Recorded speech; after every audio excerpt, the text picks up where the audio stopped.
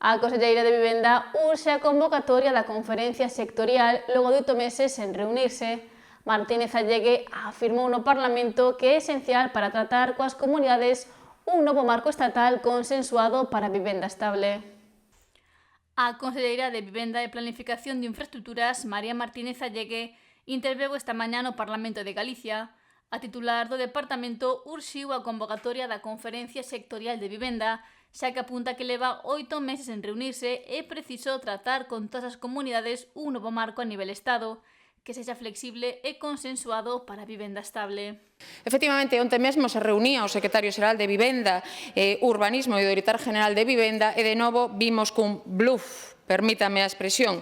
O único que sabemos é que a Xunta de Galicia terá que quintuplicar as aportacións que estaba facendo anualmente, que por suposto o faremos, mentres o Estado simplemente duplicará as súas aportacións.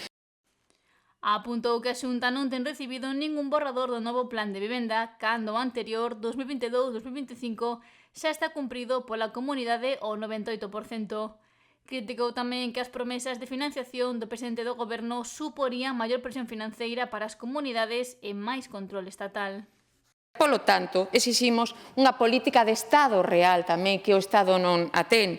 Exiximos deixar efectivamente esa propaganda baleira e esas mentiras a que nos ten acostumbrados o señor Pedro Sánchez. Onde están efectivamente esas 180.000 vivendas que prometeu o señor Pedro Sánchez en campaña? Agora di que van construir 300 vivendas en Galicia, pero non sabemos nin como, nin onde, nin cando, nin quen. E ademais, agora o Partido Socialista se arroga como propias as vivendas que estamos a construir as comunidades autónomas, as vivendas que estamos a construir a Xunta de Galicia.